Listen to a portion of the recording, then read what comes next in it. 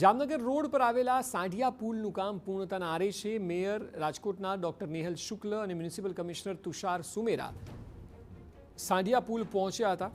બ્રિજના લોકાર્પણને લઈને આખરી સમીક્ષા કરવામાં આવી છે। બ્રિજમાં કેટલીક ક્ષતિ હોવાથી એજન્સીને નોટિસ આપવામાં આવી છે। એક સપ્તાહમાં બ્રિજ શરૂ કરવાનું મહાનગરપાલિકાનું આયોજન છે।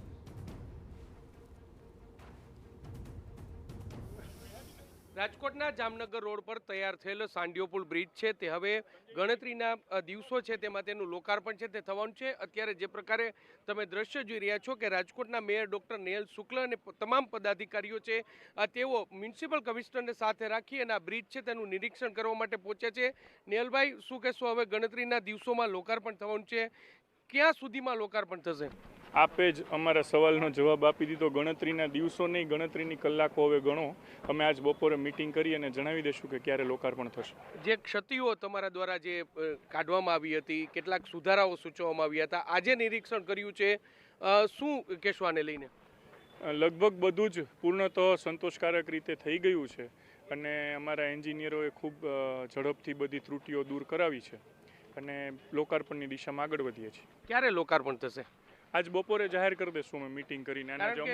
કારણ કે જે જોવાનું છે લોડનું ને એ જોઈ લઈ એટલે તરત જાહેર કરી દેશું। ભાઈ, કારણ કે જે ઘણા સમયથી, કારણ કે બ્રિજ છે તે આમ પૂર્ણ તો થઈ ગયો, કારણ કે આપના જે સિટી ઇન્જિનિયર છે એમને 15 દિવસ પહેલા એમ કીધું હતું કે 2 દિવસમાં બ્રિજ છે તે ખુલ્લો મૂકી દેવામાં આવશે। આ તમારી આ ત્રીજી વિઝિટ છે, કારણ કે લોકો બહુ પરેશાન થઈ રહ્યા છે, કારણ કે જ્યારે જે ફાટક ભોમેશ્વરનું ફાટક બંધ હોય, પીક અવર્સ ટાઈમ હોય, ત્યારે લોકોને બહુ જ હાલાકી પડી રહી છે। એટલે શું કોઈ નેતાની રાહ જોવામાં આવી રહી છે એટલે આ બ્રિજ છે તે ખુલ્લો નથી મૂકવામાં આવતો?